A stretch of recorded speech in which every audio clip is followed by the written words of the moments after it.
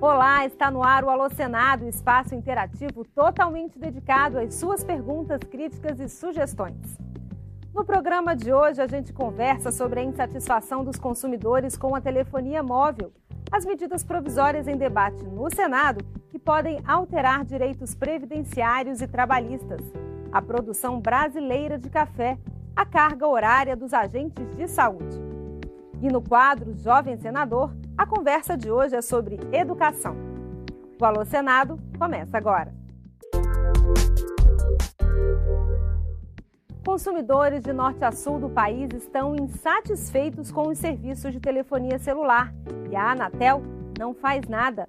Essa é a opinião do Edson Vieira, que fez contato com o Alô Senado pelo Facebook. Ele quer saber o que o Senado pode fazer para solucionar esse impasse. Com a palavra, o senador Eduardo Amorim. O nosso dever e a nossa obrigação é insistir nesse tema.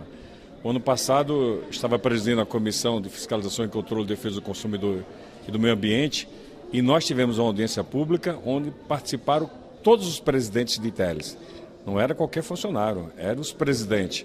Então, apresentaremos um novo requerimento, convidando esses presidentes para que eles venham dar justificativas. Passou-se um ano e melhorou em quê?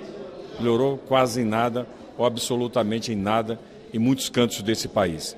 Pagamos um dos sistemas de teles mais caros do planeta e com certeza temos um dos piores serviços. Ele tem toda a razão em reclamar e vamos cobrar. Lá de Lagoa Santa, em Minas Gerais, o Alô Senado recebe a mensagem da Terezinha de Carvalho.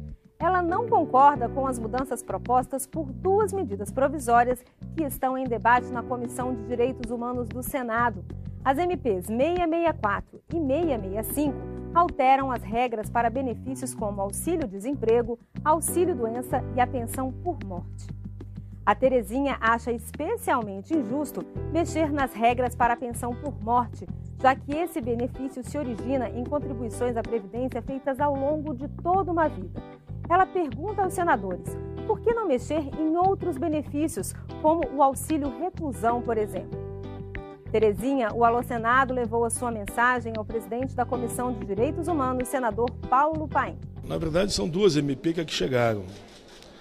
Aqui na comissão, nós vamos fazer o primeiro debate sobre esse tema da 664 a 665, que trata na pensão por morte, trata do seguro-desemprego, trata do seguro-defeso, trata do 14º salário para quem ganha até 2 salários mínimos.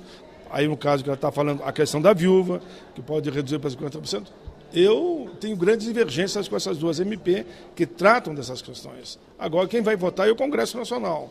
E a nossa responsabilidade é fazer todas as mudanças necessárias de forma tal que os que mais precisam não sejam prejudicados. Eu, por exemplo, acho que a viúva não tem como diminuir a pensão dela por uma MP, até porque é inconstitucional e está assegurado na Carta Magna, que é o princípio maior de toda a legislação. Você sabe o que é o Jovem Senador? É um projeto do Senado Federal que traz todos os anos 27 estudantes para viver o dia a dia dos parlamentares aqui no Congresso Nacional. Eles são selecionados em escolas de todo o país por meio de um concurso de redação. Os vencedores, um de cada estado mais o Distrito Federal, passam uma semana em Brasília propondo e aprovando projetos de lei. Eu estou aqui com alguns dos jovens senadores de 2014 para bater um papo e, é claro, levar sugestões e perguntas até os senadores.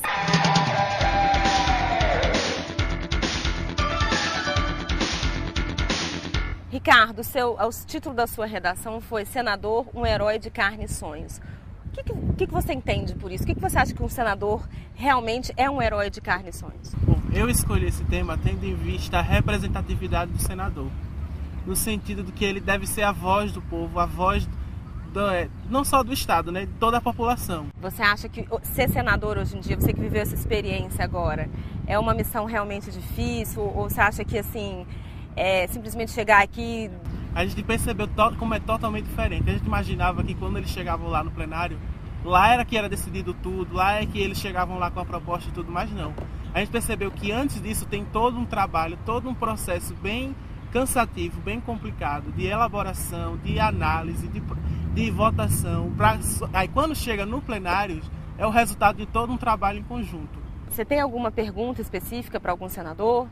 Eu gostaria de perguntar aos senhores senadores de que forma estão trabalhando a favor da educação, no sentido de valorizar os professores, o ensino básico, toda a base da educação. Ricardo, eu estou fazendo minha parte, federalizando a educação. Não vejo outra maneira de termos professores valorizados se o salário deles sai do prefeito. As prefeituras são pobres e, além disso, são desiguais. Tem uma ou outra rica, mas a imensa maioria é pobre. Nós temos não apenas que pagar bem a professor, nós temos que pagar igual ao professor, independente da cidade onde ele dá aula. Só a federalização vai ser capaz de fazer, Ricardo, com que o nosso professor tenha a remuneração necessária para que atraiamos os melhores quadros da sociedade para o exercício do magistério. Por que a Alemanha consegue lucrar mais do que o Brasil com o comércio do café?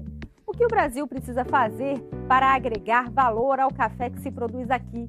Quem quer saber é o Carlos Jean Pereira Gonzaga, que escreveu para a gente lá de São Gonçalo do Piauí. E quem responde é o senador Antônio Anastasia. Meu caro Carlos Jean, amigo do Piauí, eu queria primeiro dizer que você fez uma pergunta excelente. Essa é uma questão muito grave para a economia brasileira e, como ex-governador de Minas Gerais, sempre me preocupou muito. O fato é que hoje no mundo o café vale demais, mas ele é industrializado através de um composto de café, ou seja, um mix de grãos que faz o chamado blend do café, a mistura do café. Na realidade, portanto, nós temos café do Brasil, café da África e café da Ásia, que são levados para a Europa, especialmente a Alemanha, Suíça, Itália, e esse café lá é misturado nesse famoso blend e transformado em um café de altíssimo valor agregado. Enquanto que nós, no Brasil, produzindo tão somente o grão in natura, o café puro, nós ficamos com um valor muito menor em relação à cadeia produtiva do café como um todo. Temos de combater isso. Para nosso espanto, o Brasil produz metade do café do mundo. Meu estado, Minas Gerais, Carlos Jean, produz metade do café brasileiro. Mas o país que tem o maior valor na exportação de café não é o Brasil, nem a Colômbia, que também tem a grande produção. É exatamente a Alemanha, é exatamente a Suíça, é exatamente a Itália. O que temos de fazer? Temos de lutar de maneira muito enfática para termos entre nós do Brasil a cadeia produtiva como um todo. Produzimos o café em grão e, ao mesmo tempo, industrializamos esse café. Para isso, nós temos de ter, no nosso Brasil, que é um país muito grande, com várias condições climáticas distintas, espécies diferentes de café. Café robusta, café arábica, de vários tipos, em vários estados, para já fazer um blend, ainda que só brasileiro, porque existem dificuldades legais na importação de café em grão no Brasil nos dias de hoje. E aí nós teremos condições de termos uma indústria aqui que agregue valor ao nosso produto. Temos um café de altíssima qualidade, um café gourmet muito reconhecido, com alto valor, mas que lamentavelmente não agrega na cadeia produtiva como um todo aquilo que potencialmente pode ser uma grande riqueza para o Brasil. Existe algum projeto de lei em debate no Senado que propõe a redução da carga horária dos agentes de saúde? Quem pergunta é o Rodrigo Soares de Araújo, de Pernambuco, Recife. Hoje, a carga horária desses profissionais é de 40 horas semanais. O Rodrigo acredita que uma redução para 30 horas semanais seria justa, já que, segundo ele, esses profissionais estão expostos a riscos como câncer de pele por excesso de exposição ao sol, envelhecimento precoce e doenças provocadas por pesticidas. A resposta fica por conta do consultor legislativo Marcelo Cassiano.